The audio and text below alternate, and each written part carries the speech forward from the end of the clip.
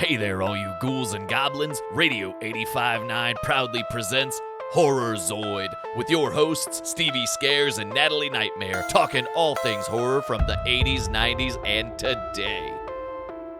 Today's episode is brought to you by Ash's Cabin Cleanup Crew. Don't let deadites get you down. Call Ash's Cabin Cleanup Crew today.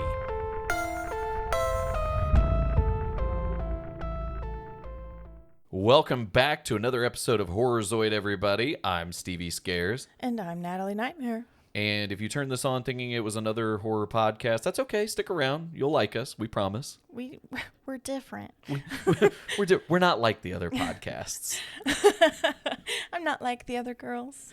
Today, it is all about Cabin in the Woods movies. And no, we're not just going to be talking about the movie Cabin in the Woods. Cabin in the Woods is a whole fucking vibe. I would say I could talk about that for a whole episode. We could. We talk about that all the time, how we could do an episode on just one movie. And I think we're pushing ourselves. I think we'd get to like minute 20 and be like, the fuck do we do now? Right, exactly. So we won't be doing that. No, but Cabin in the Woods. Natalie and I got into kind of a discussion when we decided to do this episode about a Cabin in the Woods movie, and she was very rigid and very, very much a stickler on it has to be a cabin. And I had to convince her, no, a Cabin in the Woods movie doesn't just have to be in a cabin. I'm learning with every themed episode that we do like this, I split a lot of hairs. You do. You're a hair splitter, and that's okay. There's a lot of people in the horror community that love to split hairs. We talked about it in the last episode. Horror fans are nitpickers. Yeah. And that we are notorious for that. And that's okay.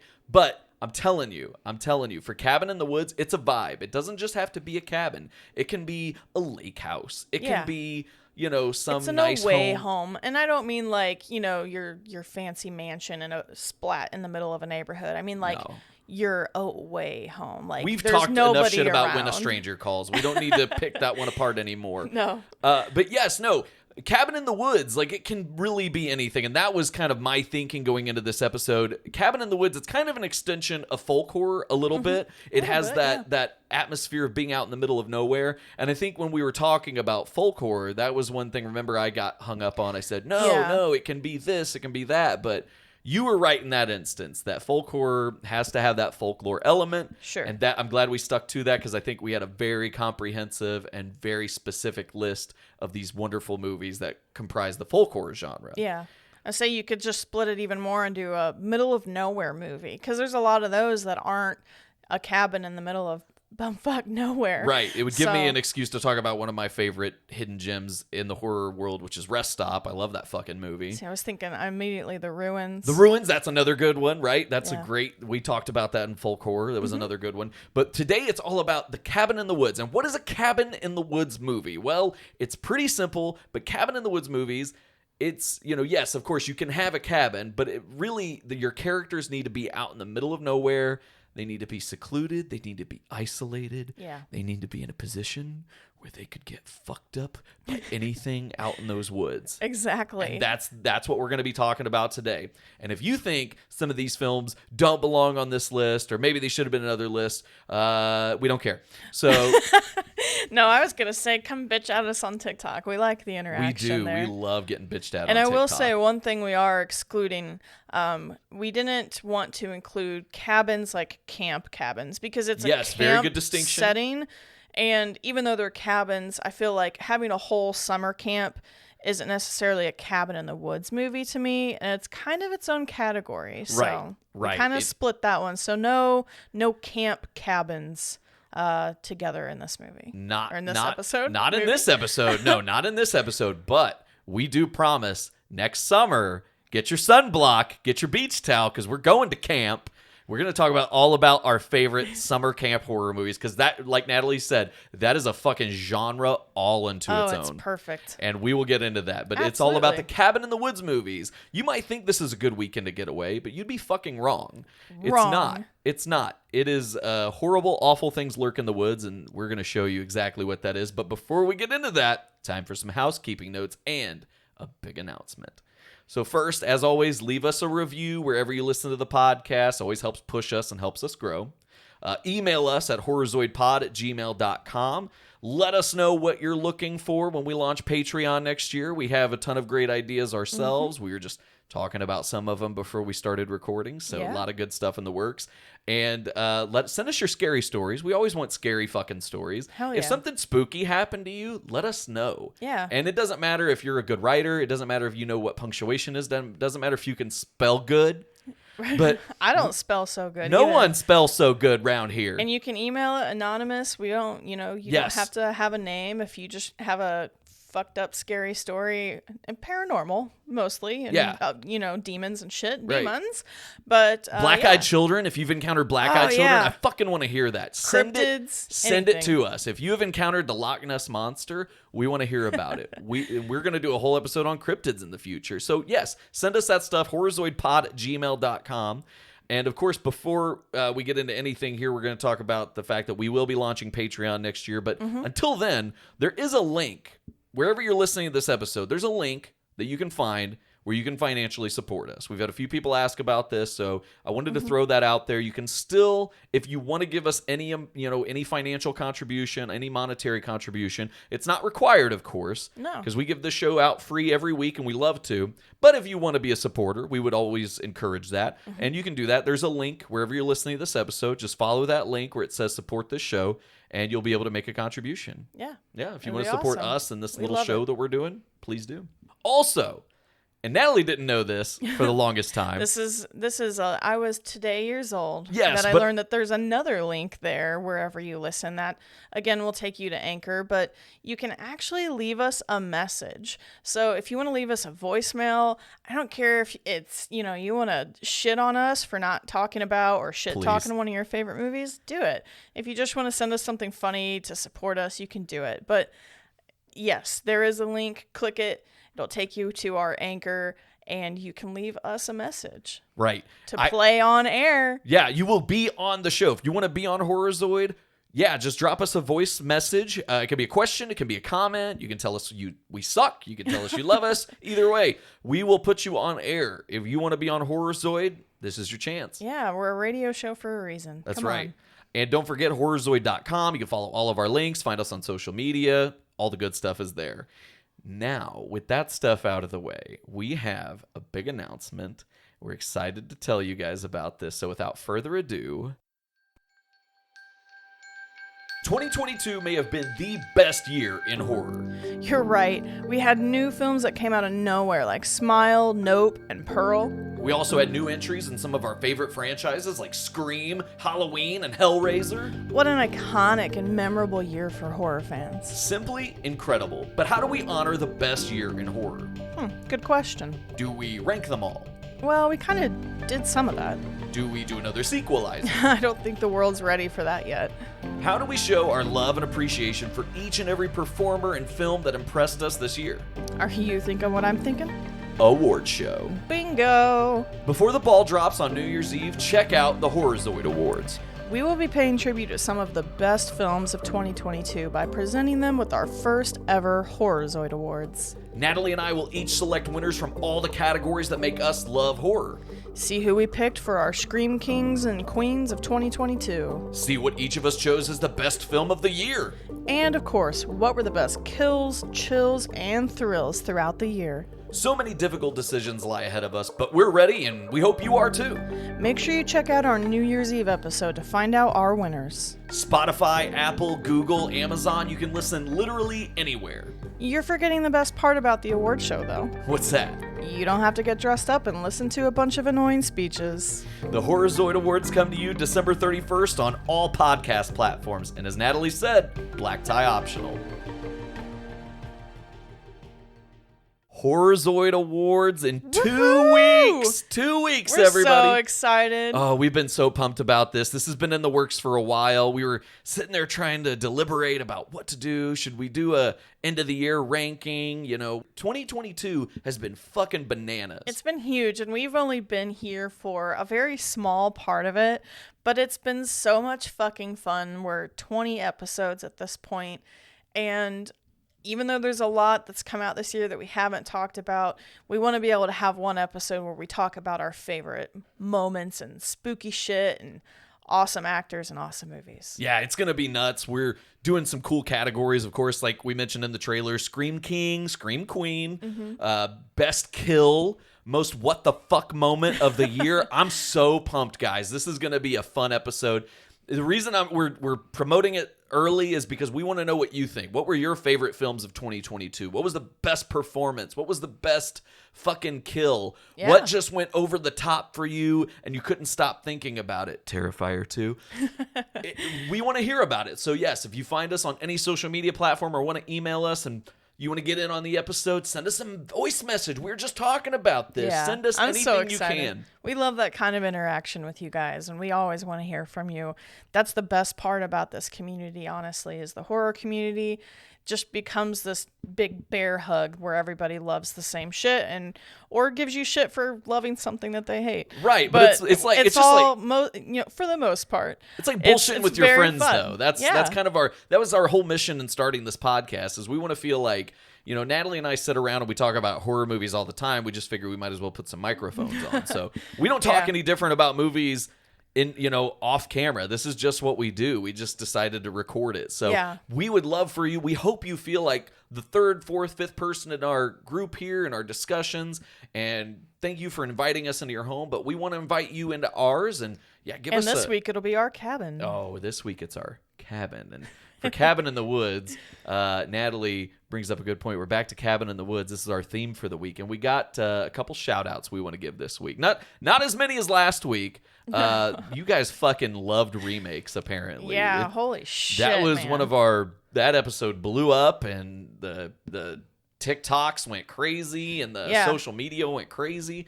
Everybody loves remakes, so we're going to have to do another one. There's so much more we wanted to talk about. Yeah. Obviously we can't do this we could do this for hours, but there's so much we have to, cut out. We have to only get so many movies in one episode. So I know we can talk all about more remakes. Yeah, we'll do more remakes in the future, and we appreciate all the feedback. And this year, again, feedback was a little bit more mild, but we do want to give a couple shout outs. On TikTok, we did our usual video of the week where we asked, what is your favorite Cabin in the Woods movies? Got a couple good responses here.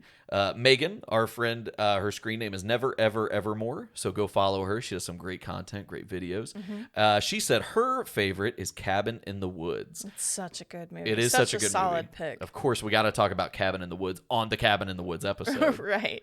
Bella Lugosly, one of our besties on TikTok. Bella Lugosly, of course, said Evil Dead is their favorite. Which is awesome, because that's exactly where we're going to be starting. That's where we're starting, Bella. So we hope you're listening. We hope you and Alistair are nestled tight and listening to it and somewhere cozy. Oh, I love Alistair. Alistair's one of our favorites. If you don't know, go follow Bella Lugosly on TikTok. And the delightful Alistair. Yes, unless their you're sidekick, terrified of ventriloquist dummies. Yes, then their sidekick Alistair is one of the highlights of my day when I pull up TikTok. So yes. Definitely go check them out. But yes, we're going to start by talking about the original, in my opinion, Cabin in the Woods movies. I'm sure some other movies took place at fucking cabins before that. Oh, sure. But to me, the quintessential, the number one Cabin in the Woods movie is The Evil Dead from 1981. Absolutely solid. Iconic. I mean, it's gone on to have its own TV series. Right. It has a TV series. The TV series is great. Evil Dead Rise, supposed to launch in 2023. Here we are at the end of 2022. We're getting so much closer to Evil Dead Rise. 2023 is looking so fucking awesome right now with our movies, but that one is one that we've been super, super excited for a while now. Yeah, Evil Dead Rise is going to be a highlight of 2023, I'm sure, whether it's good or bad, because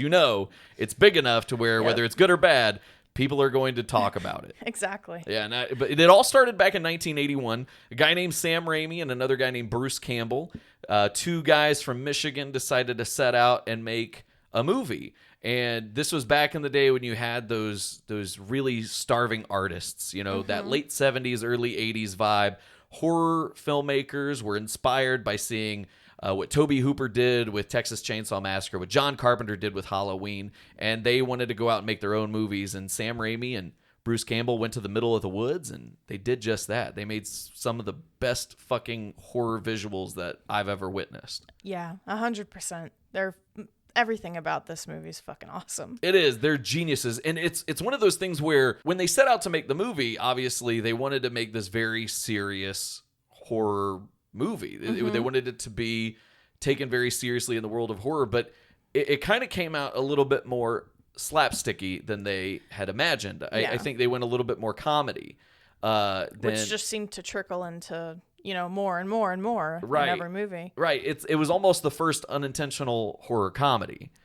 Right, because everyone says that these movies are horror comedy. Right. Well, and that's what I'm getting at is the next movie, Evil Dead 2. Right. They fully embrace the slapstick nature that they kind of stumbled upon in that first movie, and they came out with Evil Dead 2, which this is going to sound really weird, but Evil Dead 2 is literally just the same movie over again with a little bit more humor. Right. They kind of half requeled. I don't know what they like. They it were is one of the they first were like legacy before sequels. people, before people knew what it was. Yeah. And it's funny because I saw this one first. It actually was years and years before I watched the original Evil Dead, because everyone was like, don't worry about the first one, just watch the second one. It's the same thing but better. And that's what I heard like all through middle school and high school. And I was probably in my 20s, but by the time I actually watched the first Evil Dead movie. And I don't think I ever quite understood what people meant when they said, don't bother with the first one, because it's like, why would you not bother with the first one? But it really is one of those where if you don't see the first one, I recommend watching all of them, because they all have their value. Yeah. But if you do skip the first one, it is the same plot repeated in Evil Dead 2. Right. But again, they play it more for humor. It's not as serious as the other one was originally intended to be. Right. And of course, it just went off the rails with Army of Darkness. That really wasn't a Cabin in the Woods movie the way the first two were. But yes, Army of Darkness, a blast. We'll talk about that another time when we get into more like fantasy horror. Yeah, and then you get, of course, in 2013, Fede Alvarez gave us another Evil Dead movie, which at first we thought was maybe a reboot of the series, but actually just kind of is part of the series with the little groovy ending that you get. Yeah, the post-credit scene with Ash totally caught me off guard. Yeah. It was a little spoiled for me, I'm not going to lie, because I remember telling everybody, was like, I'm not going to watch Evil Dead 2013. Because first off, we thought it was a remake. Yeah. We'd had enough shitty remakes. Wasn't ready for another one, okay? But even if this was a remake, like names aside, like I know we kind of talked about what makes a remake last week, but, you still get the similar setup and structure, even down to the uncomfortable scenes like the fucking tree and someone trying to drive away and shit being flooded. But in the original movies, these teenagers are like going out to this cabin in the woods. It's like a vacation, right? They're going there to party, get fucked up, all that stuff. Yeah, celebrate and do whatever the fuck you do. Yeah, because they were like college age kids. Yeah, even though Bruce Campbell already looked like he was fucking 45. Yeah, I love Bruce Campbell, but he's always looked like how he does now to me. Like he hasn't aged, in my opinion. I agree 100%. But in 2013's Evil Dead, it's like they're all going to a cabin to like help a girl like break an addiction, like seclude her, stay with her while she's going through all of these withdrawals and things like that. So it's got a darker tone even from there, and you get the nods. Like there's the car that's like stuck in the the vines and stuff, and like the cabin obviously, but it all unfolds pretty much the same. It does. It's a very similar premise and setup to the original Evil Dead. We don't have a final guy. Ash was really the first final boy when you think about it. Yeah. But we don't get that in this movie. We get a true final girl in Jane Levy's Mia. Yeah. One of my favorite characters, to be honest, in recent horror movies. Like in the last 10 years. Her performance in this movie's like next to none. It's like one of those movies you couldn't put anyone else in any of these roles and have it be as good of a movie as it was. They all had really good chemistry together. They felt believable. They did. There's a couple lines in the beginning, like between her and her brother, where you're like, ugh. But I've come to accept that with horror movies, you're just gonna have these moments of awkward dialogue. Right. Like we talk about all the time. We just watched Black Christmas because we're getting ready to do Christmas next week. Great movie, but some trash dialogue. Some really bad. It's like there's moments you're like, oh, this is beautiful, and then you're like, what the fuck was that line? But it doesn't make me love the film any less. It's just not at all. So it's just one of those things I've come to accept with horror movies that but it's funny because you look at it and there's some amazing talent in this film. Jane Levy plays Mia, the lead character, the girl who's trying to kick drugs. Lou Taylor Pucci, who we love from You, he played Benji. Oh, he's great. He does an amazing job in this film too. We get the post-credits cameo from Bruce Campbell as Ash. So yes, this movie is chock full of a ton of great elements, great cast, and just a fucking bonkers story. Like, it takes the Necronomicon and the folklore established in the original Evil Dead movie. It just turns it on its ear. And like, I didn't really think that they were going to go too deep with the Necronomicon and its origins of evil. But they go harder. Oh, they really do. Like, that fucking opening scene is one of my absolute favorites. It's one of the best fucking movie openings where you just see, like, you're in the middle of the shit. Like, the girl's possessed. She's fucking tied up. They're pouring gasoline on her. And she's begging them to stop, I fucking love that. Like, that's the climax of a movie. Right. No, and but this is our fucking beginning. Yeah. And then it goes into this, sad little weird romance stories and just bizarre, odd opening dialogues. But it gives you everything in the beginning and then goes, let's go back to the beginning before it literally unleashes, because this is one of those movies that I still will, like, kind of partially, like, cover my eyes. Oh, yeah. Because there's, like, the needle scene in the bathroom. It just does it for me. Needle scene in the bathroom, fucking glass, the broken glass. I'll tell you what, though, we're talking about that beginning. Oh, that fucking scene where she looks at him, she's like, Daddy, I'll rip your soul apart. Yeah. I was like, fucking right into it. Like, we are into the thick of this shit, and I love it. But you're right, they do. They pull back very well. We get the Mia story. We meet her friends. We meet her family, her brother, and it's fucking uncomfortable. Yeah, the tones of that movie are just, they're so good and they flow so well. Yeah. And that movie just does everything right to me. I think it's probably one of my favorite horror movies ever. It's one of the few, I don't know if I rank it 10 out of 10. Time may tell on that one, but it's definitely a 9.5. Like, it's damn near perfect. I love Evil Dead 2013. I love all the Evil Dead movies, but 2013, it came along and I wasn't expecting much, but I was fucking blown away. Right. Same here. Next movie we want to talk about is a recent favorite of ours. Came to us from Shudder, and it's called Deadstream. I wasn't expecting this movie to be as cool, and it very much has an Evil Dead slapstick vibe to it. It's a fucking Evil Dead movie without the title. Like, I'm convinced. Like, I put it out on Twitter a few times. I think I even tweeted at the filmmakers. This is directed and written by Joseph Winter and his wife Vanessa Winter. They co-wrote, co-directed the film, and they created something beautiful here. But I tweeted at them and I said, guys, this is the most Evil Dead movie without having the Evil Dead name. Absolutely. And everybody was like, I totally agree. I think this is something that really could honestly be in the Evil Dead canon if they wanted it to be. Yeah, I mean, with the way the specters, whenever they become corporeal and they're kind of comical, like, but they're really creepy at the same time. You know, that's how the Deadites feel, because they do feel like Deadites, don't they? I agree. It feels like fucking Deadites. Well, it's like, I know it's like the huge iconic scene in the old movie for Evil Dead is whenever she's like pushing the floorboard up and she's got her head cocked and she's kind of looking out, and you know, her makeup was pretty, like the old Deadite makeup was pretty over the top, whereas in 2013 she's just like bloody and her eyes are freaky. Oh, I love the 2013 design, but yes, no, go ahead. Yeah, they add like prosthetics to the face and they make them look more just hollow and creepy. Yeah. And that scene is kind of funny to me every time I watch it, and that's how I felt watching Deadstream. Yes. Because there's these weird interactions. Like, there's a scene where he can't see what's in front of him, but like it's coming up on camera.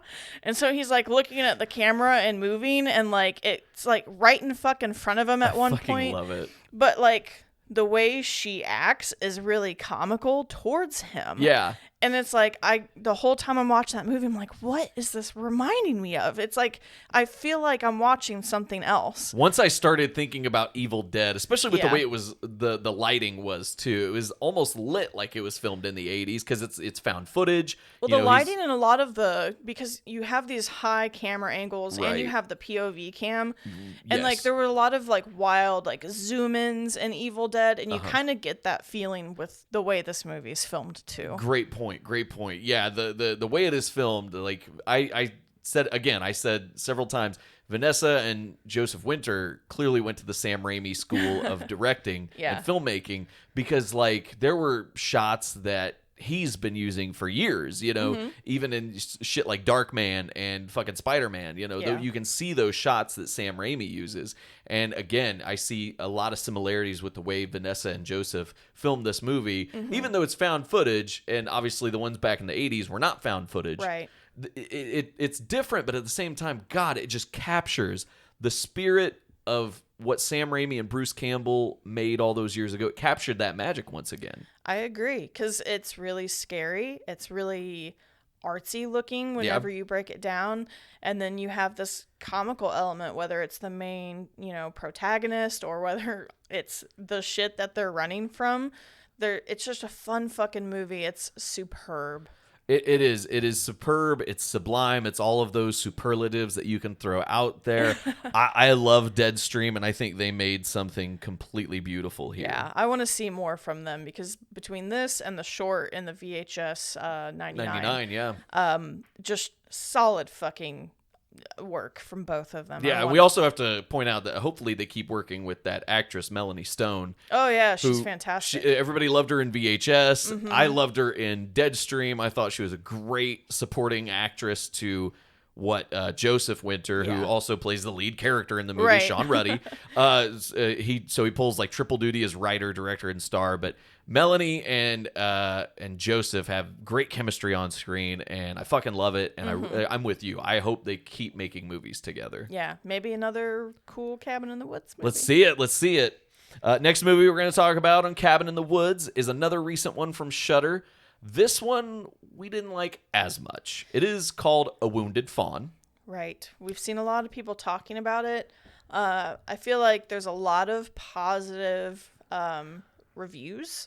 Yeah. And we're not necessarily against that. We're just very in the middle on this movie. But it is a Cabin in the Woods movie, because it's literally in the middle of nowhere, walk out, and all you see is darkness around you, kind of cabin. And that's a huge element to it. When we're talking about what makes a Cabin in the Woods movies, I mean, our protagonists have to be in a position of peril in the middle of the woods, in the middle of nowhere. And of course, there's a residence. It could be a cabin, or in this case, in A Wounded Fawn, it's Bruce's vacation home out in the middle of the woods, which, I mean, if you see the movie, he's shady enough. I'm not sure that's his fucking place. No, his acting Do they even drop hints? Do they drop hints that it's not his place? I don't think so. No. See, that's wasted opportunity right there. Shame on you, Travis Stevens. That's one of those, maybe a second watch, I might pick a little bit more up. Stevie kind of mentioned the other day, I think on our Instagram, that we didn't completely understand this movie, and you have to bear with us. So this is one we actually ended up talking a shit ton about just by ourselves the other day, probably for an hour or so. Yeah. Because we'll talk more about there's a lot to this movie, but it follows a serial killer who also is in the art community and likes to keep trophies from his kills, and of course our main protagonist here is dating him. And oddly enough, this is one of the things that we said that we really fucking hated, and it drops our rating down, is they're just talking like so out loud about their personal shit, but like it's in the middle of an art museum of which they all work, and it's like you just wouldn't be like, oh my god, tell me all the details when you fuck him. Like it's just it's so weird. Like some of the dialogue in this movie just it brought it down for me. But she packs up all this shit, and they take this really weird car ride out to this cabin, and he's just red flag after red flag after red flag. Right. Anybody in their right mind would have looked at this guy and been like, no, honey, I'm leaving. Exactly. I don't think I'm sticking around. No. And there's moments where she tries to do that, but she doesn't try hard enough. Like, it's that, like, I think that's what brought down points for me with this, our main protagonist, Meredith. She goes out into the woods, the middle of nowhere with this guy. And at first, like Natalie says, there's this really weird scene in the beginning where she's talking with her friends. They're at an art gallery. It's a very open setting. It's echoey. And they're just sitting there talking about, like, are you going to fucking blow him when you get there? And it's like, I don't think that's really appropriate to be talking about. Right. And it's not that we're being prudes. It's just, it feels like we drop so F-bombs out of every place. 2 seconds. We're not prudes, guys. as a woman, I don't know. Like, it's not that I care about what people around me would say, but it's you're like at an art museum and you work there. It just the scene felt really like out of place. It did feel out of place. I was getting ready to say the exact same thing. Not that the dialogue or anything was particularly bad. It just, the scene as a whole was weird. It almost felt like they should have been Rob Zombie characters, like talking outside of a seedy motel, like, exactly. You gonna fuck him or what? This feels like a complete tonal shift for me and Wounded Fawn. Sorry, because that's how Rob Zombie writes people. That is how Rob Zombie writes people. You also basically get that she's only kind of gone on a few dates. Maybe it's been over a couple of months. And I'm sorry, I don't care how nice looking or how nice the guy is. I'm not going out in the middle of fucking nowhere, like where there's basically no cell service when I've only known a guy for a few months. I don't know. Yeah. I watch too many of these kinds of horror movies. Well, you say that, and it's funny. I haven't mentioned this before in all of our hours of discussion of this fucking movie, but I realized, like, another thing that bothers me is it feels like a fucking Lifetime movie. Like, it feels like a fucking Lifetime movie. It feels like if Shudder filmed a Lifetime movie, this is what it would be, because it is. It's like, will Meredith overcome her vengeful lover Bruce? Find out tonight on Lifetime. And it does. It has that feel for it. And it's not that those movies are inherently bad. It's just that, it has that cheesiness. And while I like cheesiness, it's the wrong kind of cheesiness. Well, and the movie is supposed to kind of have a lot of 70s vibes, even down to some of like the aesthetics in the movie and the blood in the movie, which is very orange looking. Right. And there's supposed to be a bit of camp, but it's almost like they were trying to do it, but didn't quite, like, it almost feels like it's taking itself too seriously sometimes. To be campy, right. Even when it's trying to be over the top, like it's trying to be. But, you have this weird situation. She's got red flag after red flag, but I'm sorry, like, a little behavior is one thing, but like literally hearing a voice come from the woods behind you saying to leave before you even get into the house is like, okay, I'm fucking gone. Like, I don't even need to know what it was or what I was hearing or not hearing. If I hear it and it's me going crazy, I'm still fucking leaving. Yeah, because clearly I'm not in a right state of mind wherever the fuck I am. Yeah. It also has, like, and I don't want to completely pick on the movie because, like we talked about, there are things that we like. I'm very thumbs in the middle. I'm not thumbs down on it by any means. No, not at all. Visually, it was one of the most beautiful movies that I've ever seen. I give Travis Stevens so much credit. I love his films. I love his work. He directed Girl on the Third Floor, a great movie in my opinion. Jacob's Wife, probably my favorite movie he's ever done. And now he's done this one, which, again, it was kind of a Lifetime movie kind of plot. It had some things that really ultimately didn't make sense in the end. Right. I think and there were just some large things that didn't quite land for us. And this isn't one of those, like, there's a lot of Greek mythology symbolism in this movie, but the movie does a really good job of showing you what it's trying to mean, even without you knowing that Greek mythology. True. So it's not hard to figure out like that. So it's not one of those movies that I feel like you have to read all of that to understand more. But there's a lot of things that they were trying to portray that I feel like any review, any movie breakdown or movie explained I've read, it's never, this is what it is. It's, this is what I think this means. Or this might be this. This could be this. Right. And it's like we're all just saying the same shit. I mean, that's what we're saying too. It could be this. It could be that. Ultimately, like what I told Natalie, the reason I can't completely give it a thumbs up is because a movie like that where, yes, I've watched movies, I've seen movies where it helps to read up on it afterwards and kind of fill yourself in and fill in the blanks that you may have missed throughout the film or just things that went over your head. Right. And that doesn't inherently make it a bad movie for me. No. What makes it a bad movie is the fact that ultimately when I finished watching that movie, great ending, great fucking ending. Yeah, but I love the ending. At the sum of its parts, I didn't care enough to go read those things. I didn't care enough to go look it up. It was just one of those movies that happened, and I realized that, yeah, I could look this up, but is it going to make me enjoy the movie anymore? No.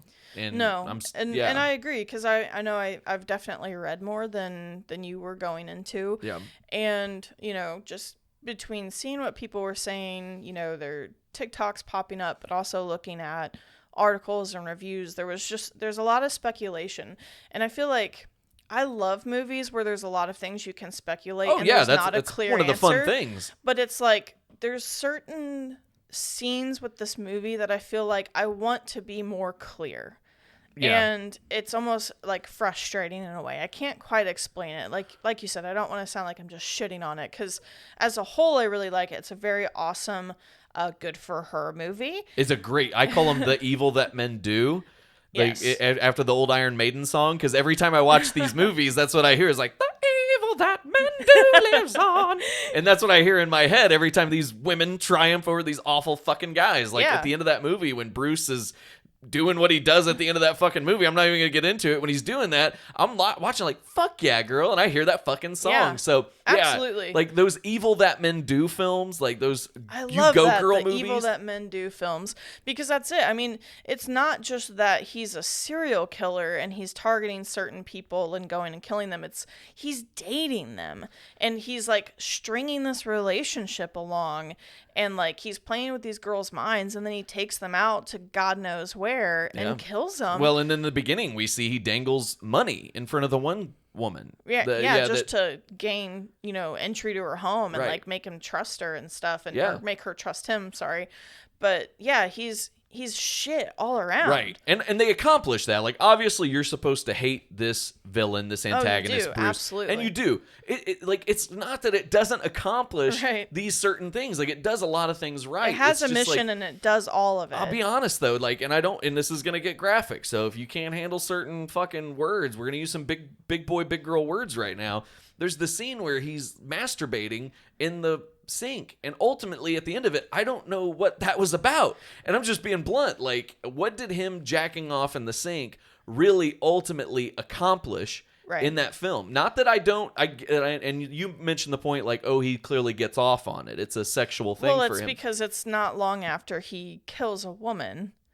Yeah. He does it, but it's like, and it's this whole situation of like where he's making dinner and like you can tell he makes a spectacle out of everything that he does. Yes. And he kind of made me, and maybe you hadn't thought about this, but I will, there's the show that it follows a serial killer named The Following, you've watched, and there's a scene where this woman's like kind of trying to get close to the main serial killer, Joe, who's like basically leading a cult at this point, and she's like brings him a young college student, and that sounds disgusting, and it is disgusting, but it's because she's like, here, I figured you needed something to kill.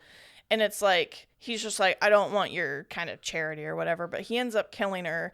And then he goes to this woman, and there's a scene where they clearly go in to have sex. Mm-hmm. And so I think it's just for him, depending on, the mind of that killer, we have plenty of real serial killer documentation that are like this, where that's probably one of their highlights because of something that they've completed. They've had this whole scene. And I think that's why that scene, at first I was like, what, why? But then the more you think about it, it's kind of, that's what I get from it. No, that's what I get that. No, and it's well said, beautifully said. Like, everything you just said is right fucking on. Like, I see totally the parallels between The Following and A Wounded Fawn. Mm-hmm. It's not that I didn't get that. I get that it's supposed to be something sexual for him, but it's like, I don't want them to sit there and spend an hour of the movie on why he's jacking off into the sink, but at the same time, I don't know. I need more. I need more than just that. Like, showing that ultimately meant nothing to the rest of the narrative, I feel like. I don't feel like it added anything. And I see kind of what you mean, too, because pretty much the whole movie, he's not sexual towards her at all. No, it's very strange. Like, there's no sexual connotations, like, and then he's just in the sink. The only thing is like, you realize that, like, I feel like you can gather enough, and maybe this is from a mind of a woman, where it shows her packing, and she's packing, like, lingerie that still has tags on it. So like she bought it for him, and it's kind of like one of those, like, they probably haven't even gone that far yet, and that's what she's expecting to happen. Yeah. So it's like, yeah, they haven't been sexual at all, and I don't know, maybe it's just a lot to read into, but it is kind of a weird, jarring scene that can pull you out of it. It's not super graphic. No, it's not graphic. It's more just so the fact that it's like, it's a really quick cut. It happens. and then it's not referenced again. Again, I don't want them to sit there and spend an hour on it. Like, I don't need to obsess about it. Well, see, and you but say that scene, but for me... It just felt unnecessary, ultimately, in the grand scheme of it. Right. No, I agree, and I feel like there's a lot of scenes like that in this movie. It felt gratuitous, is ultimately my problem with it. I just don't feel like there was a need for that scene. It felt like it was just to shock you. Like you said, it's a very jarring scene. Well, and again, I think some of the style that they're going for, maybe that just fits into the movie making. I don't know. His other movies didn't quite feel like that, but... I mean, you had certain things like, in Girl on Third Floor, CM Punk, they have an intimate scene in that movie. Jacob's wife, one of the big themes is, she's getting older and doesn't feel attractive anymore, things like that. So there's those tones, but it just like, this was like, there wasn't that tone beforehand other than a few, like you said, the lingerie and all that, but nothing on his end. I will say, thank you for like giving us like a not jarring scene, like every other horror movie wants to do. At least he did it by himself. Yeah, exactly. Yeah, the only person that was hurt in that is his ego. Exactly.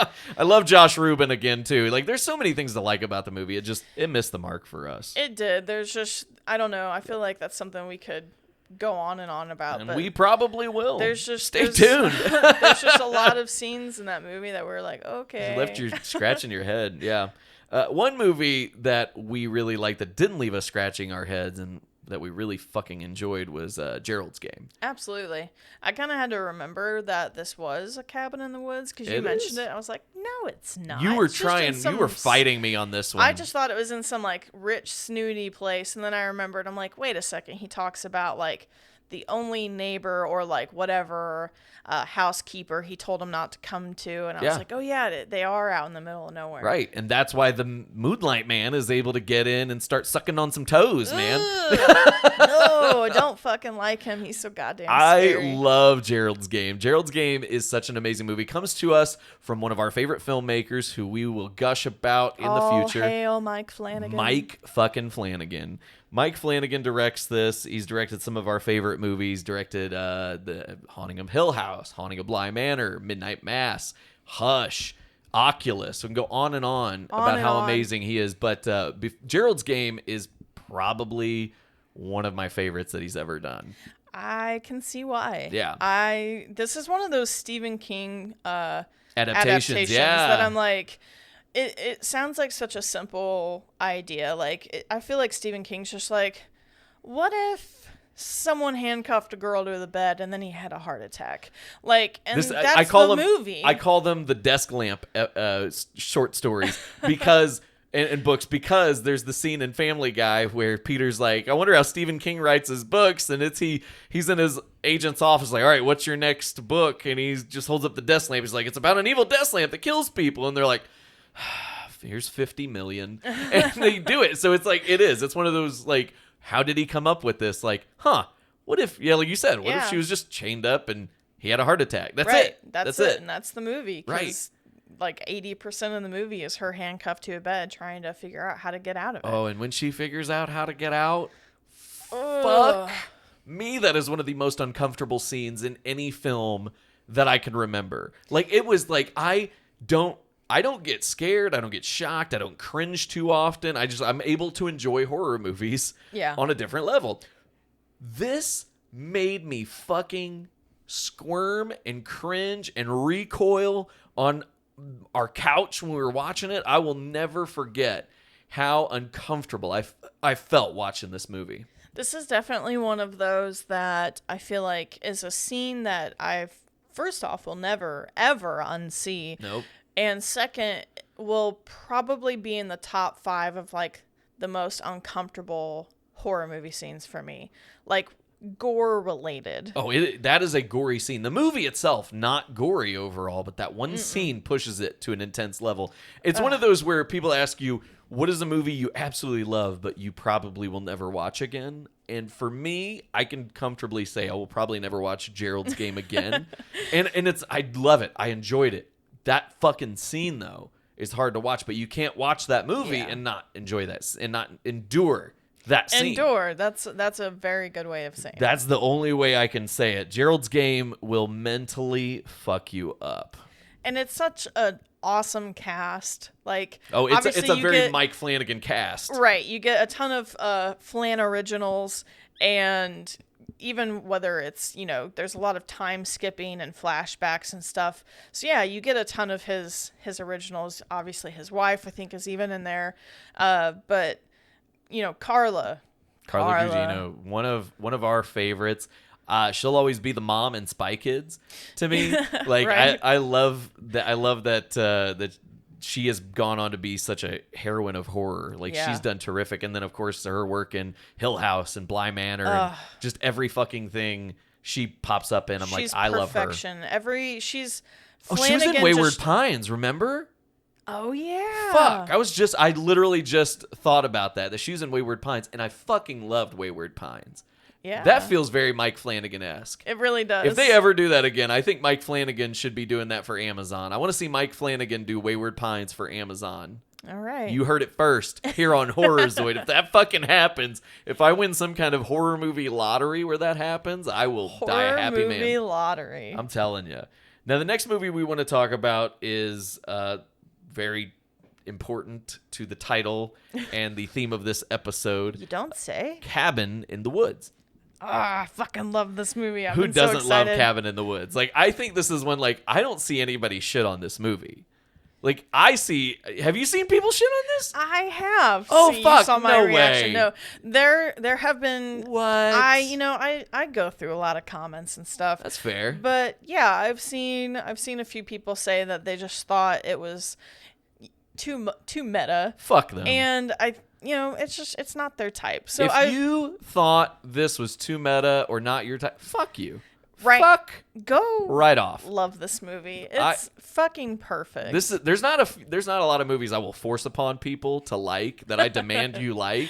I have a very short list. Is this one of your 7 evil X's? This is one of my 7 evil X's. Absolutely. You cannot not like this movie. It has something for everybody. The fact that anyone would dislike it, but there's just so many cool fucking scenes in this movie. And especially you get the scene where they're in the elevator, where they're going down and you see all the monsters. Come on. The Pinhead knockoff, like some of the fucking like slobbery monsters. Like, I love the way they do that detail of like they're fucking beasts and shit crawling and just like slobbering all over these things. Yes. There's a lot of things that people have pointed out. You can see creatures that are from like different video games. There's some of the zombies, I think, from like Left 4 Dead are in there.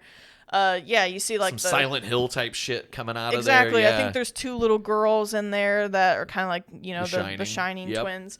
And there's like a werewolf and even the unicorn you see. Yes, yeah, you see a unicorn. My favorite, the fucking mermaid. A mermaid. The fucking mermaid scene. I love it. I'll never forget when it fucking eats him and like blows the water out. Oh my god, it's just so fucking well, and I think I saw something about that the water or like the blowhole thing was actually a mishap, but then it happened and they were just like, yes. That's one of the best mishaps in film history then, because I fucking love it when it's devouring him and just like just everywhere. Oh my god. Can I say so much fun. I think my actual favorite part, and people might laugh at me for this or hate me for this, is when Chris Hemsworth's character is like, I'm going to make the jump on my bike. God, and he slams into the weird invisible barrier. Yes.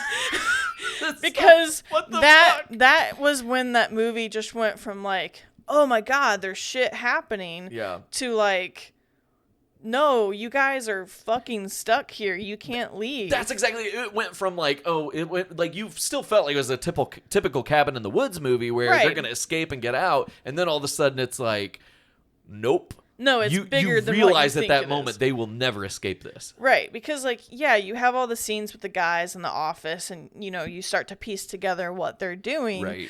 But it's like, you don't think it's that serious. Like, these fuckers can't leave. Right. Well, because at the it sounds absurd even just saying this, but the fucking ending is like, you realize they're feeding these fucking gods. It's a cosmic horror movie. It's a cosmic fucking horror movie.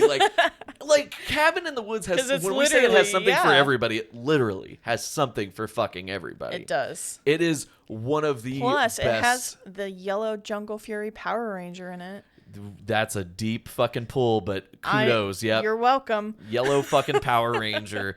She plays one of the main girls in the movie, not the girl who survives, obviously. No. But well, even then, kind of not. Yeah, right. But you also get, don't you get Ellen? I almost said Ellen Ripley. Sigourney Weaver, though. Sigourney yes, Weaver you do get Sigourney Weaver. I love Sigourney Weaver. Her part at the end. Who better for that role? I love it whenever she pops in at the end of the movie. She did that with a movie called Paul, I think. It was like an alien movie. Oh, of course. Movie. Yeah. I love Paul. Yeah, and she's just like, she does the exact same thing. Yeah. It's fucking awesome. Yeah, I think they exist within the same universe and in my head canon. Yes, I agree. Cabin in the Woods, one of our favorites. Another one of our favorites. We've talked about this one before. The Strangers. Scariest fucking movie. Oh my god, it's one of the scariest films. I will sit here and I will say it till I'm blue in the face. It is one of the few movies that scared me as an adult. Like, I remember this came along. I was an adult alone in the dark watching this movie, and I thought for the first time in my adult life, I'm like, I shouldn't be doing this. This is a bad idea. See, I was like 34 when I saw this, I think. It's been a couple years. Yeah, because you hadn't seen it. I introduced you to this one. Yeah, that's right. I had never seen this movie. I remembered seeing the poster, or the video cover or whatever, but that was it. But yeah, this I think it's one of those things that just as an adult, home invasion gets scarier when you start to understand it more. It's not Home Alone, and that's exactly how this movie plays. They're at a cabin in the woods, basically. It's very, very remote, and these people just knock on their fucking door, and because they were home, all this shit happens to them. Everybody talks about the because you were home, but fuck the part when she opens the door and she's like, "Is Tamra here?" Is Tamra here? That girl's voice. I don't know what happened to that girl, that actress who did that, but I just want her to receive an award every year for scaring the shit out of me. Because the minute she's like, "Is Tamra here?" Just the fucking tone of her voice sends chills down my fucking spine. Yeah. Well, and the way it's filmed, the light on the porch is out, so you mainly just see her silhouette, and the light's kind of hitting her her jeans or whatever. And yeah, it's so creepy the first scary. time, but then there's a second knock, and through the door this time, is Tamra home? Yeah. And it's just, you got the wrong home. Oh. Dude, and the fucking scene with the boys discovering the bodies and everything. Oh, the beginning and end. The beginning and end. Oh, it's like that. Those capstone shots there are fucking uncomfortable. And you hear the kid's voice over doing the 911 call. God, it every second of that movie is just fucking uncomfortable. Even the stuff with the personal relationship with Scott Speedman and Liv Tyler, their relationship is uncomfortable because obviously they get there after she turned down his marriage proposal, and yet they still have to spend the weekend at this fucking cabin for this wedding they were just at. Yeah. God. There's a lot of uncomfortable shit there. There would be nothing worse than being like, "Oh, no, I don't want to marry you, but we have to go stay at this cabin for the rest of the weekend in the middle of nowhere." Yeah. And then there's a home invasion, which you get the creepy girl knocking on the door and stuff, but then you realize that there's a man and then there's another woman, so there's 3 invaders. Yeah. And one of their friends comes home at one point. There's other people that get involved, and whenever it's shocking because it doesn't hold back at certain scenes. No, it doesn't. I remember that scene with the friend coming over, played by Dennis from It's Always Sunny in Philadelphia, one of my fucking favorite actors, Glenn Howerton. He plays the friend so perfectly, and that scene is just, it fucking shook me. Yeah. Everything about that movie, everything is just perfect. And it's probably one of the most logical horror movies I've ever seen too, because you don't look at anything that the characters do and think, "You fucking idiot." It's one of the few movies where I'm not thinking the whole time, "You're a fucking idiot." No, granted, they're pretty smart about it. She's quick to grab a kitchen knife when she thinks she hears something, or they're trying to arm themselves, and you know, everyone's going to watch a home invasion movie and be like, oh, well, I would have done this differently, or I would have done this differently. And it's like, you're never going to know what you're going to do until you're in that situation. And not to mention that they're in a place that barely has anything in it. It's like an away home. It's not like it's fully stocked with all this shit. Right. It's like some like summer home or something where out in the middle of nowhere. Yeah. But hey, whatever you think about the characters in this movie, we can all agree that at least it's not the sequel. Because fuck, I love this movie. That sequel is absolute dog shit. Yeah, that sequel is. It's a Cabin in the Woods movie too. Let's be real. I'm not. It's because it's a trailer in the woods. But I'm telling you, fuck that sequel, man. Yeah, it's I will the Total Eclipse of the Heart scene. Oh yeah, is a good scene. It's a good scene, but it doesn't give you a pass for making one of the shittiest fucking sequels I've ever seen. No, it's just bad. Watch it once. Enjoy the really good scenes. One of my favorites actually is the part where the man gets in the car and he's just looking at the dad who's like impaled and can't get out of the car, and he's just like staring at him and staring at him and staring, and you're like, God damn it, there's some really good fucking scenes. There's some good tension, but then there's also just like so much weird plot development. The characters are stupid, and somehow the main guy is like surviving all this shit he shouldn't, and it's just, it's so bad. I fucking hate that. I hope whatever more is coming for The Strangers is anything at least better than I don't think so. I just read that they filmed 3 movies in 5 weeks, so that's what we have to look forward to with the future of the Strangers franchise. The next 3 movies, keep in mind, folks, were all filmed 3 movies within 5 weeks. 3 not movies. 1. Even shooting one movie in 5 weeks is extreme. If you guys can give us a really good movie that was done in a week or 2, because there could be out there. I'm sure there are, but I don't think it was the Strangers trilogy directed by Rennie Harlan, who Probably did not. the fucking Nightmare on Elm Street sequel, one of them. Yeah, I don't have high hopes for this movie. No. Any of them. But, you know, it'll be fun to see how they can maybe capture. Maybe they can, who knows? Maybe we'll be wrong. Maybe they can capture the same magic. I don't think we are. The next movie we want to talk about, we actually just saw this recently. It's The Rental. Yes. I'm sad it took us 2 years to watch this, but our to-watch list is forever a mile long. But we finally got to one. Yes. And this was motivated by Dan Stevens, because we love Dan him, Stevens. But also because it is a horror thriller, and it's a very fancy cabin in the woods by the lake or ocean. Yeah, it's a not an Airbnb like we saw in Barbarian, but it's no, it is kind of Airbnb. But it's a rental. Right, it is. It's Airbnb. Fuck. Yeah. This is we're going to have a whole theme. Our Cabin in the Woods is going to escalate into Airbnb horror movies. The Rental and Barbarian. We already got 2. We I think it's going to keep growing. There's going to be way more stories. But yes, The Rental is like an Airbnb. These 2 couples go out to the middle of the woods. We find out that 2 of the characters are business partners, and then Dan Stevens' character's business partner is dating his brother, and then they go out there with him and his wife. And it's very complicated. It is very complicated, and it only gets more complicated as the movie goes along. Well, and it even misleads you in the beginning, because it has this woman leaning over him, and they're looking at this Airbnb, and she's like, fuck it, let's do it. You think that they're a married couple booking their Airbnb. You think they're a married couple, and then a guy walks in and walks up to her and kisses her, and you're like, wait, I thought that was the boyfriend. And I'm like, are they in a polyamorous relationship? Nope, they're brothers. And it's like, it's just a close business partner is dating close business partner's brother, and then there's the wife of the other guy. It's there's so much going on there, and it delivers on it, because of course you get a cheating scene after everyone.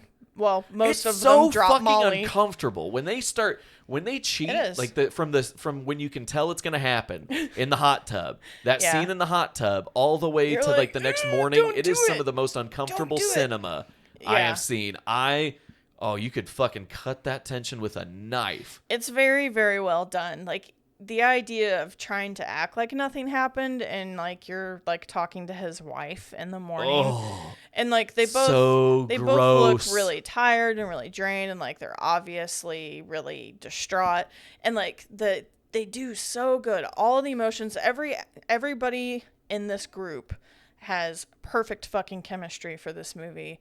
And they all lose their shit when they need to lose their shit, or get mad when they need to get mad, like just in the right way together. Like nothing ever feels forced.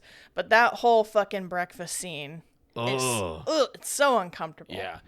Kudos to everybody involved in this movie. First off, it's directed by Dave Franco. Yeah. The fucking kid from 21 Jump Street. I remember he was in season 9 of Scrubs. Like, I remember this guy when he was James Franco's little brother. Right. And now he's directing fucking horror thrillers that are rocking my socks. Like, Yeah. I love this. Like, I was so excited and I was rooting for him. I really like Dave Franco. I think he's a good kid, good talented actor. Yeah.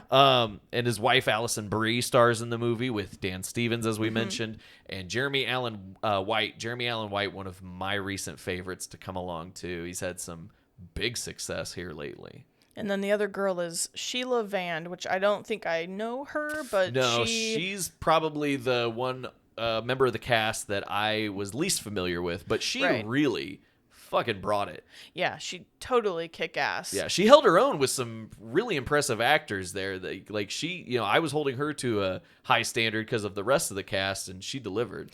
Absolutely, it was awesome. Again, I say they all had really good chemistry together, but you get this really creepy scene where she's in the shower and she looks up and notices that there's a little tiny light in the shower, and then everything gets just worse and worse from there, and they realize that there's cameras, but there's also someone coming into their rental when they're not there or in the middle of the night, and you don't know where he's at. It's so freaky. Fucking, so you also get home invasion, though it's in a rental. You get like a very good killer in this movie, like a fucking great killer villain. Like, I fucking Michael love Myers. This. Like, I know some people would be like, it's like discount Michael Myers, but like, no. I think they did it really well. He has a really weird, creepy, white, kind of old man mask, right? I would say. But there's no hair. It kind of reminded me of the scene in Drive where he has the realistic bald mask on. The stuntman mask. Right, absolutely. It did look very much like that. White. Yeah. And I was waiting for him to take the mask off and be Ryan Gosling, and then this is a crossover movie where Ryan Gosling had to kill Dan Stevens because he's getting too handsome. Yeah. Like, that's what I was hoping the plot of the movie would be. He was in debt with the mafia people that he works with. And then Ryan Gosling's character from Drive had to just take him out, but you don't see him, you never know who it is. No, you don't. He's very mysterious. It's very Michael Myers. But there's a fucking scene in there that I was like, holy shit, where he's fucking booking like a motherfucker through the woods. It's scary. And it's foggy, and it's really scary. There's a lot of really well filmed scenes in this movie. Agreed. Yeah, kudos to Dave Franco. He made something awesome, and there's talk of a potential sequel. Nothing set in stone yet. I think I would love a sequel. I would love it because you don't know who the guy is. Right. It kind of sets it up a little bit at the end there because you see him go rent someplace. Right. Or go somewhere else, basically, and you still never see who he is, but you realize he's moved on from this one place. He has moved on. Who's next? He's set up to be a series-running serial killer. I would love it. Like, this just could be one of those series. Like, obviously, it's a very well-done movie, but I could see it being like The Dentist and The Substitute and The Ice Cream Man. You know, those cheesy fucking, like, horror franchises. Like, The Rental 2. Rent this! Right. Like, I think that would be great. Yeah. Exactly. Yeah, that's going to be awesome. Mm-hmm. Next movie we want to talk about, we're going to hit some other ones rapid fire here before we get to our grand finale. Again, Cabin Fever. Cabin Fever is on our list. We talked a little bit about this one before. We did. It's a movie that happened. Yeah. It has some the more I think about this movie, the more I'm like, God, like, I'm not the biggest Eli Roth fan. No. This is definitely one of my favorites from him. Yeah. One of his more enjoyable works, but at the same time, it's still not good. It's not a great movie. This was on around Thanksgiving, I think. I believe. One of our out-of-town friends were over here, and one of we're just laughing our asses off because the acting is absolute hot garbage from everybody. But you get a lot of really scenes, like the bathtub scene where she's shaving, great. And her skin's like falling off. Yeah, It's uncomfortable. It's an uncomfortable movie to watch. Right. There are things it's that a Eli good Roth body does horror. well, and the gross kind of body horror shit is definitely a highlight of the movie, along with our favorite scene of, everybody knows not sit next to Dennis. We fucking love that, quote that constantly. It's not that it doesn't have its merits. It's kind of like a wounded fawn in the sense that I'm a little thumbs in the middle on it. There's things I like. There's things I don't like. It's A Wounded so funny Fawn's to a much say that. better movie, but I was going to say, it's so funny to say that because, yes, A Wounded Fawn is a much better movie. And not to mention is, like, I think certified fresh at this point with Rotten Tomatoes. And it deserves but it. I'm not saying it doesn't. But like Cabin Fever is still like thumbs in the middle, but it's a completely different kind of horror. Right. But it's like there's so much like fun charm about it, like with the over the top characters and the cool body horror that it makes up for the fact that the over the top characters are shitty at their acting. And there's a lot of weird scenes that don't quite make sense. Like, why are you gonna kill your dying girlfriend with a shovel and not like shoot her with a gun you just had? Right. Like, didn't you just have a gun, dude? Like, come on, put her out of her misery. Right. This was, it's very questionable, but it's so early 2000s too. Like, you see this and you're more. Right. This feels like just the perfect early 2000s horror movie. Like, the acting wasn't great. It was a bunch of kids going out in the middle of the woods to fuck. Like, how many literally early 2000s horror movies were just about people wanting to fuck? That's all that shit was. And half of it was this kind of shit, like camping. Right. And they want to know why we are, an overly sexualized generation of millennials. Well, it's fucking because of movies like this. Every movie when we were kids was about somebody trying to get laid. Right. And that's why I like Jason. He's just like, stop it. Stop it. Get help. That's exactly what Jason was about. He was putting a stop to shitty movies like this. Now, another one, though, that's really cool because it does include teenagers going out to a cabin in the woods, but it also includes two of the best little rednecks ever. Tucker and Dale versus Evil. Fucking love Tucker and Dale versus Evil. This movie is perfect, and you can't tell me otherwise. Oh, it's so much fucking fun. It's one of the funniest horror comedies I've ever seen. I am a sucker for a good horror comedy, and this fucking does it right. It does the scary shit right. It does the funny shit right. And you get two of the best actors, like you said. You get Tyler Labine. Oh my God, yes. Tyler Labine, he's Dale. And then you get Tucker's played by the amazing Alan Tudyk. Oh, God. I adore him because of Firefly and Serenity. I mean, he's the voice of Disney now. Like, he's in every Disney movie. Yes. Like, he's the best. Like, I love Alan Tudyk so much.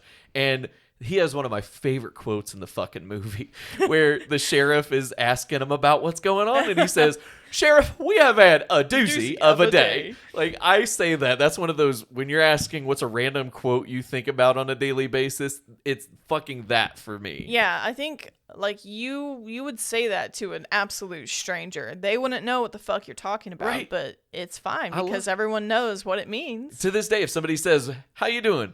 I have had a doozy of a day. Nobody gets it, but man, I fucking say it every chance I get because this movie is so funny. Well, also, even the way they cast the teens, like, they cast them and directed them to act in a certain way that feels, because this movie came out in 2010, and it feels like the teens are stuck in 2002. It does? You know what I mean? Now that you say that, like, I fucking haven't really thought about it, but you're right, they do. Because there's the one character who's ironically named fucking Chad. Oh, of course he's Chad. Is an absolute Chad. Like, he has like the popped polo collars and everything. He's got the Lacoste. Yes. Yeah. And like, he's so over the top, and it's like, that they were like, no, like, be more obnoxious when you say that line. He went like, you can tell that they're he did acting not stop to be the way that they are. Yeah. They're not just, it's not like a shitty B movie with like kind of half-ass acting. No, it's it like takes they talent. all know what they're doing. Right, it takes talent to look this bad. Exactly. Because even the main girl that's like with Dale half the time, who like got hit in the head or Bowden, whatever. I love her. Like, she's acts and gives off total fucking bimbo energy. Like, but she's also like smart. This is why you need to watch 30 Rock. I'm telling you, she's fucking amazing in 30 Rock. And I think that's the main reason why I ended up watching Tucker and Dale versus Evil, is because I love 30 Rock. She's in 30 Rock, and it was fucking hilarious. It's just as funny. I guess I'll have to give it a go. I'm telling you. But you're right. She gives off bimbo vibes as she does in 30 Rock and she does in this movie. But she knows what she's doing. She plays the role perfectly. You can tell like she read the script and understood the assignment immediately right out of the gate. Because it's a horror comedy. So like yes. They all do well. I mean, even the deaths, like they're painful, God. but like the part whenever probably my favorite one is whenever he's running at Tucker and Tucker moves out of the way. When the guy lunges, he goes into the wood chipper. The fucking wood chipper. And Tucker's like covered in buckets of blood and he's like grabbed his legs and he's like shaking trying to pull him out even though his head's already fucking gone. Oh my God. And the other teenager sees it and it looks like he's shoving him into the wood shoving chipper. him into it. I know. Oh my God. It's so amazing. See, you say that's your favorite scene. My favorite scene is I think it's one of the first ones where the kid impales himself. Yeah, he's like, they're just running through the woods and he just fucking impales himself. I'm like fucking crying here thinking about how funny this damn movie is. It's so good. And then he's like, what does he say? He's like, officer, would you believe all these teenagers came to our property are killing themselves? Yeah. It's so fucking absurd. But when you hear it, you're like, this is the funniest shit ever. Right. Like, because in any other horror movie, these two guys would be like the creepy, stereotyped guys that are killing people in the woods. That's the joke. And they're not. Right. And like Dale gets the hot girl. Yeah, but I love the beginning when they're like from the teenager's perspective, like you see Dale and Tyler Labine plays it so fucking well. Like you think like, oh man. On one hand, I kind of want to see him play a serial killer now because he did such a good job at that flipped perspective of looking like a total fucking lunatic. Right. He was great both ways. I love it. The point of views going back and forth in this movie are awesome. Genius movie. I will put it up there with Shaun of the Dead as one of my favorite horror comedies. Absolutely. And we'll get into more horror comedies in the future, so stick with us. We got plenty of shit to talk about there. Another Cabin in the Woods movie. We talked about this not long ago. Pumpkinhead. Pumpkinhead. Be careful, Pumpkinhead gonna get you. I enjoy Pumpkinhead a lot. Yes, this is another. I like this one because you have the group of teenagers that are going out to the cabin for debauchery, but then they get fucked up along the way because they accidentally kill a dude's kid. And that guy is played by Lance Henriksen, fucking icon. Legend. And he basically decides to go figure out how to summon Pumpkinhead so he can have his son back. It's a really fucked up necromancy type movie. Kind of a little Pet Cemetery where they don't quite come back right. But yeah, you get this crazy creature that's now hunting down this group of teenagers at their cabin in the woods. Mm-hmm. I love the Cabin in the Woods aspect of this movie because it's one when we were talking about the episode, you said there were a few that you hadn't thought about. This is one I hadn't thought about because I always remember it as a creature feature and Pumpkinhead just going through people. Right. And Lance Henriksen and his amazing performance and how he struggles with his whole internal struggle through the whole fucking movie. Yeah. Like I really enjoy that, but I completely forgot about the Cabin in the Woods element, but you're right. This is perfect. And it shows that Cabin in the Woods can really be anything. Like we were talking about earlier with Cabin in the Woods. It's fucking cosmic horror. Yeah. We've got some slashers. We've got some comedy. Like we've got a little bit of everything. And I think that's why I love, like if I see a movie that's going to take place in a cabin in the woods, like I'm like, oh shit. Yeah. It's going to be a good one. We're going to get the Knock at the Cabin right, here. M. Night Shyamalan movie. Yeah. That's right. Super fucking excited about that one. I think my boy Batista's going to be in it. I'm really pumped and about Ron that. Weasley. Oh, that's right. Rupert's going to be in it. That'll be fun. Yeah. I'm excited. Was it Knock at the Cabin? Yeah, I think it's Knock at the Cabin. Mm-hmm. That's we're going to have to revisit this theme here in the future. Talk about that one. That'll be a fun one. Another one that we want to kind of touch upon here because it is total Cabin in the Woods and it's one of our favorites is Dog Soldiers. Yeah, this one was kind of one of the ones I didn't think about because it starts with, most of the movie they take place there out in the woods, doing these practices and these drills. Then it becomes a real life mission because there's a fucking werewolf. And they're literally hunting held them up down. at a cabin in the woods. Exactly. I mean, it becomes Duct their taped fortress. Together, blocking the windows. Oh, God. It's trying to keep the werewolves out. So yeah, this is one I didn't think about. And yeah, and we gushed all about this in our werewolf episode. So if you want to yeah. hear us talk about it more, definitely go back and check that out. But man, I agree. Like, you can't argue that this is just a terrific Cabin in the Woods movies. And again, proof that Cabin in the Woods can be anything. Yeah, like the fact that we're getting fucking werewolves and the level of werewolves we got in this movie. They're probably my favorite werewolf. I know everybody loves, American Werewolf in London, but there's something cool about that scene where it stands all the way up and you see how tall it is. Yes. It's kick ass. Yes. I will say, like, the fucking design of the werewolves is truly fascinating. And like you said, you mentioned American Werewolf in London. We've gushed about the Howling. But with this one, I think it's the best. I think we can safely say probably best werewolf transformation and look of the 21st century. I'll agree. I think, and I can't say it's the best werewolf movie of the 21st century because Ginger Snaps, in there at 2000. I think Ginger Snaps would have been a great highlight for the late 90s, but it's squeezed in early 2000s.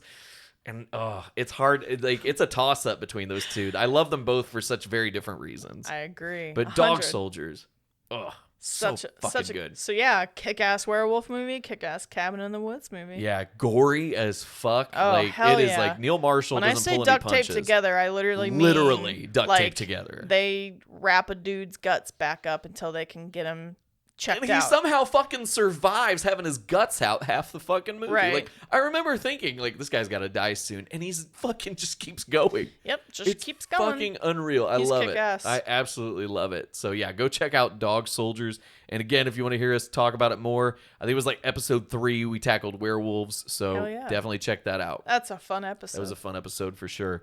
The movie we're gonna finish up on, though, I definitely wanted to give us a lot of time to talk about this one because it just blew us away. X.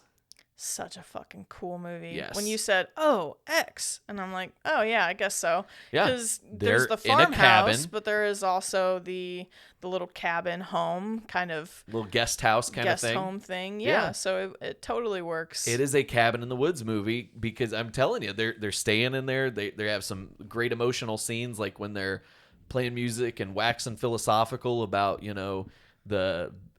everything from the death of the birth of the VHS and the death of all the previous, formats to the women's rights and, sexualization and all of that. Just like they have all and these... the empowerment. The empowerment, exactly. Saying that sex work is real work. Right, and bingo. It's not, women being down on themselves or anything. It's empowerment what these women do. And this took place in the 70s, obviously. The story takes place in the 70s. Yeah. And it's just fucking terrific. We're gonna talk about this at the Horrorzoid Awards at the end of the year, but man, this is gonna give this. I wanted time to talk about this with Cabin in the Woods because it does encapsulate that genre and that theme and that concept so well, because you do have these not teens but young adults go into the middle of nowhere. This happens to be Texas, so instead of the woods, we get kind of secluded Texas, middle of nowhere, backwoodsy kind of feel, swamp water, swampy kind of shit going on there, and you're isolated. Big theme of these Cabin in the Woods movies. There's a lot of sex. Gotta have some sex in the Cabin in the Woods movies. They are filming a porno. They're filming porn, and that's something that I can say has altered my brain chemistry. Is watching this movie in a movie theater, because whenever I was like a toddler, there were still adult theaters that people would go to, and that's just not really a thing anymore. Right. And I feel like this is as close as you can ever get, because it's very graphic when they're filming the pornography scenes.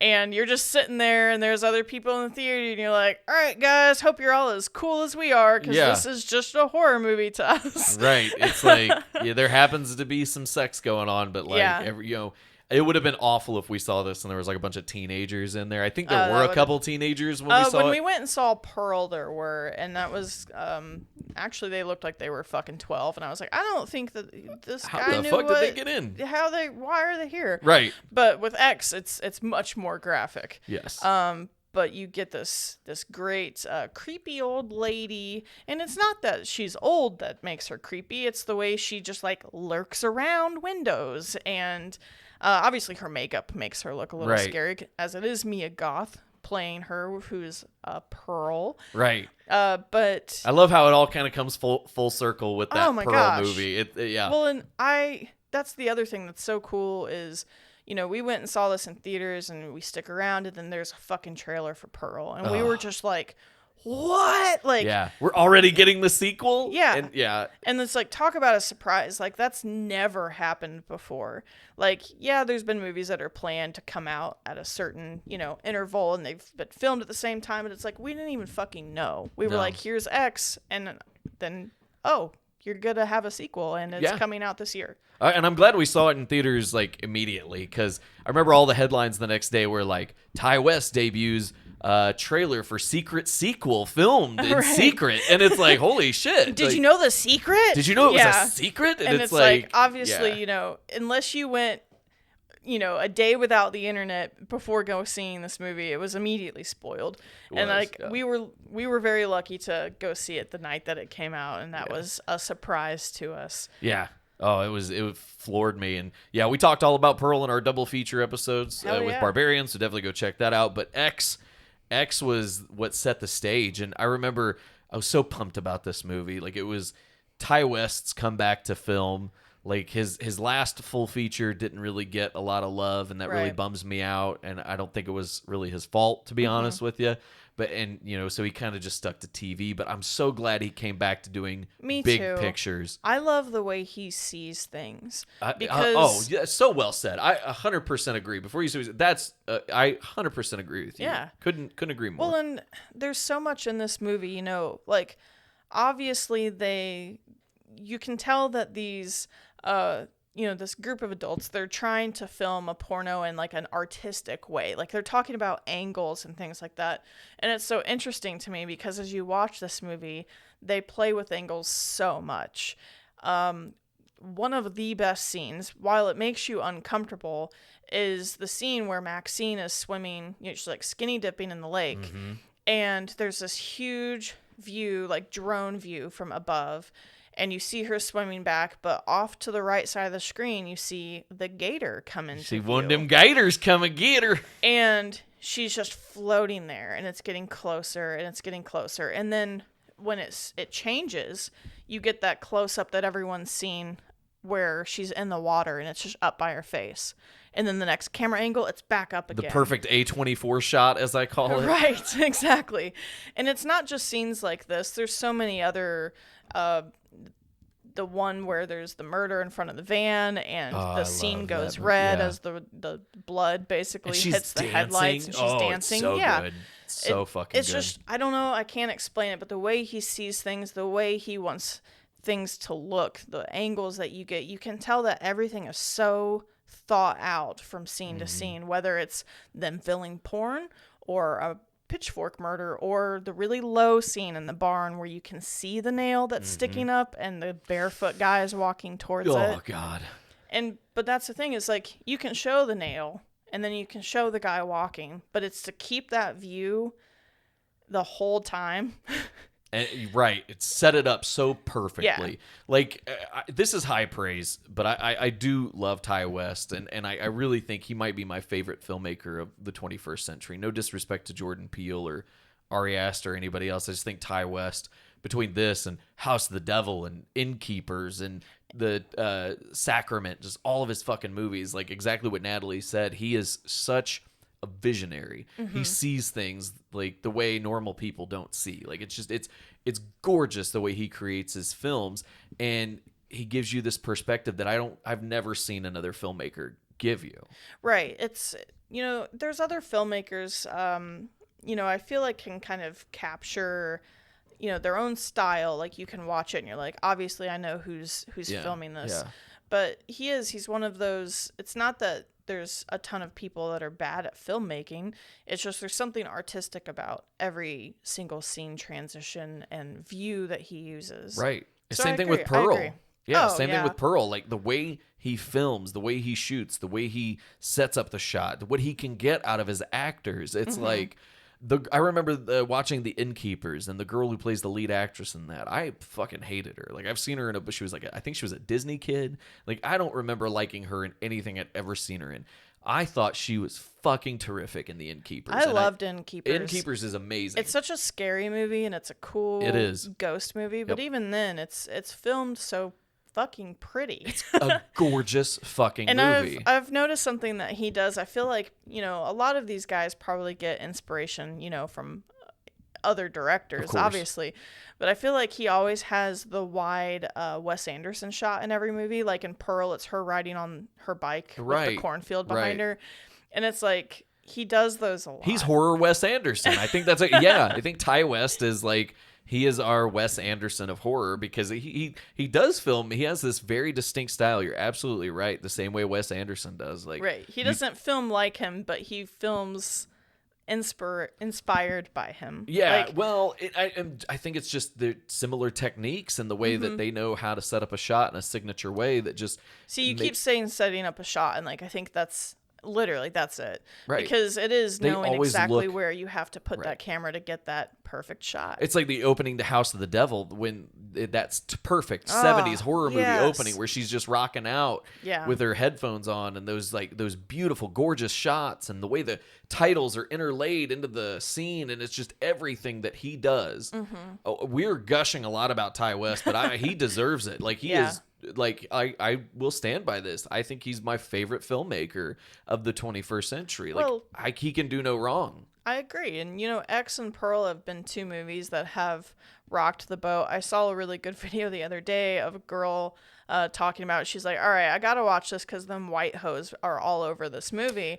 And I was like, white hoes are all over this movie. And, that's true. We've seen a lot of comparisons of, the way men were over the Joker is how we're going to be over Pearl, because she's just this fucking I could maniac, see it. She is. She is. It's very Arthur Fleck, though. I mean, I'll be honest. Yeah, I could see that. Yeah, I could see that.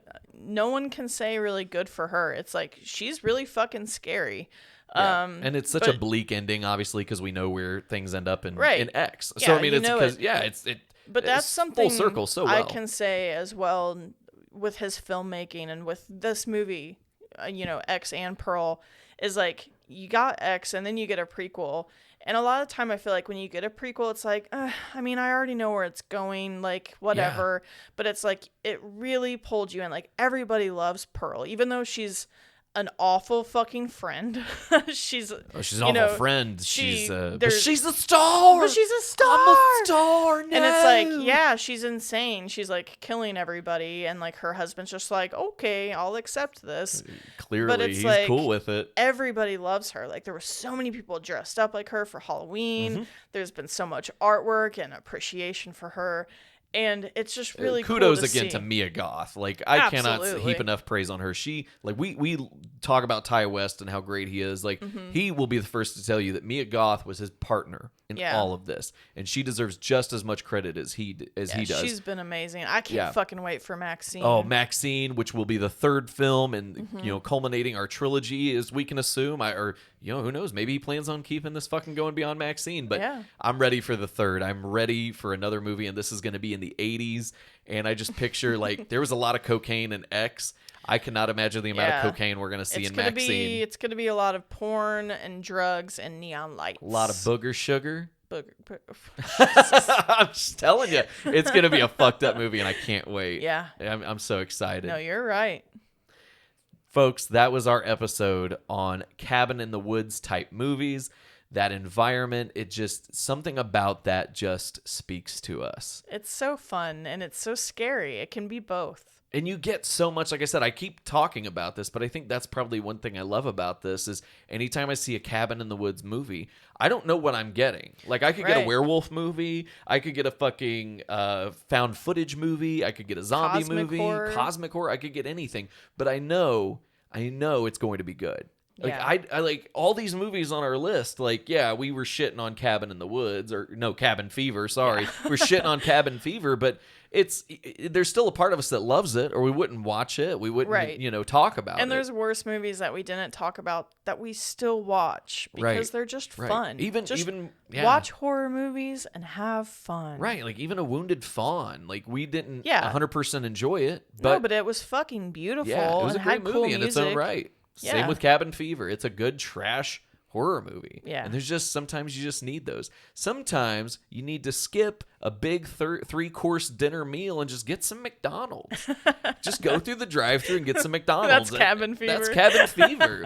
It's a double cheeseburger with a side of fries, and who can forget that good Coke? Nothing like McDonald's Coke, man. You can't beat it. And that's where we'll end it, with McDonald's Coke this week. Yeah. And with that, folks, we will leave you with this. Shop smart. Shop S-Mart. Thank you for listening. Be sure to subscribe wherever you get your podcasts. New episodes drop every weekend. Follow us on TikTok at HorrorZoidPod and send emails to horrorzoidpod@gmail.com with your thoughts, questions, and stories for us to read on a future episode. To all our Zoids out there, stay scary.